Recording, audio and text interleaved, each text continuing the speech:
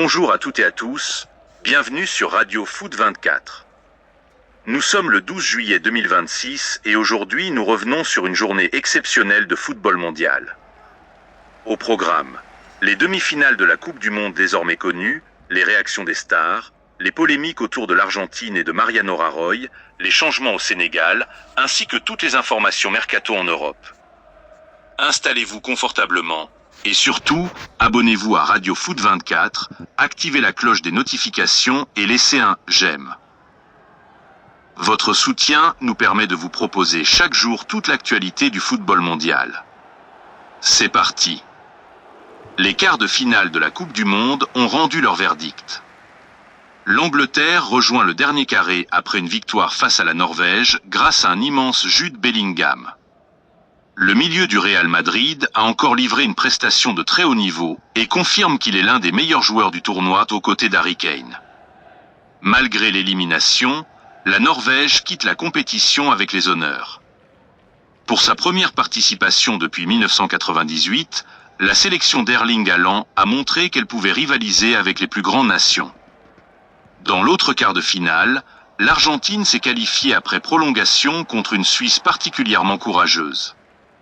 Le tournant du match reste l'expulsion de Bril Embolo après un deuxième carton jaune pour simulation. Les Suisses ont longtemps résisté avant de céder en infériorité numérique. Le sélectionneur Murat Yakin estime d'ailleurs que cette décision arbitrale a complètement changé la rencontre.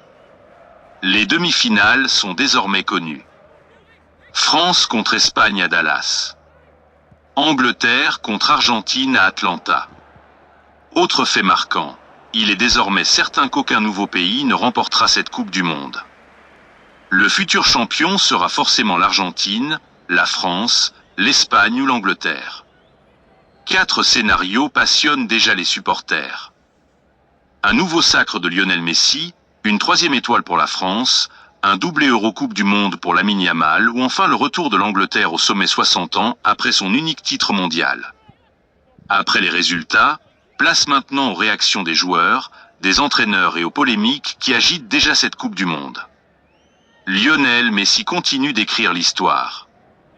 Déjà meilleur buteur du tournoi, le capitaine argentin est désormais le meilleur passeur de toute l'histoire de la Coupe du Monde avec 10 passes décisives.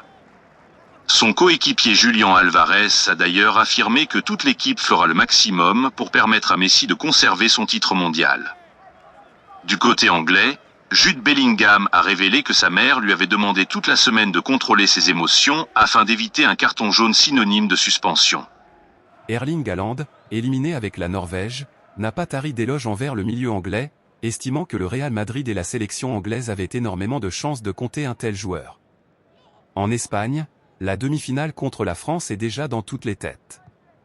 José María Rodríguez, rédacteur en chef du quotidien Marca, reconnaît que la France est probablement l'adversaire le plus redoutable de la compétition. En revanche, une vive polémique est née après les propos de l'ancien Premier ministre espagnol Mariano Rajoy, qui a tenu des déclarations jugées racistes concernant l'équipe de France. L'ambassade de France en Espagne a rapidement répondu en rappelant que tous les joueurs de l'équipe de France sont français, quelle que soit leur origine ou leur lieu de naissance. Enfin, au Sénégal, la Fédération sénégalaise de football a annoncé le limogeage du sélectionneur Pape Thiaw ainsi que de l'ensemble de son staff technique après les résultats jugés insuffisants. Quittons désormais la Coupe du Monde pour faire un tour complet des championnats européens et des principales informations du mercato.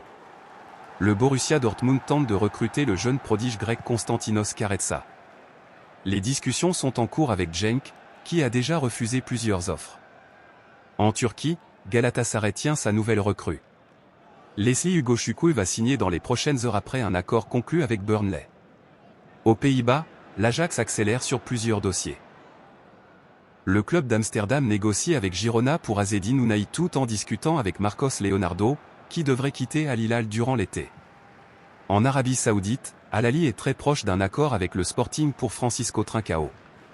Le transfert pourrait atteindre 50 millions d'euros et ferait du Portugais le successeur de Riyad Mahrez. En Italie, la fédération poursuit sa reconstruction.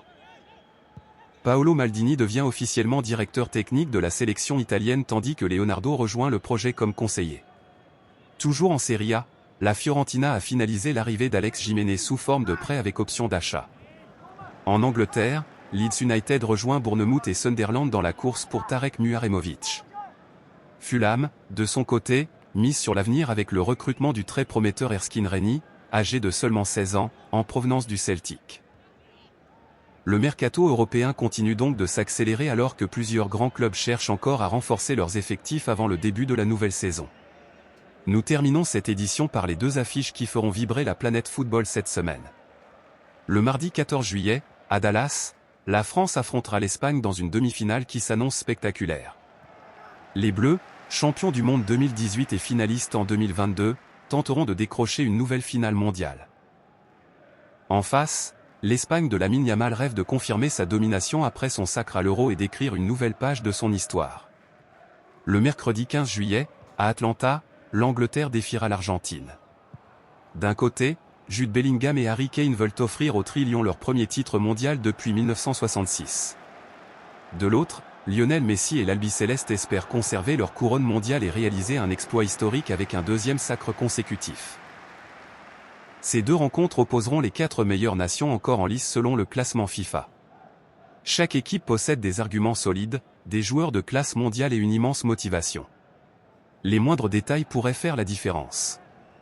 Les supporters du monde entier attendent désormais avec impatience ces deux demi-finales, qui promettent du spectacle, de l'intensité et beaucoup d'émotions.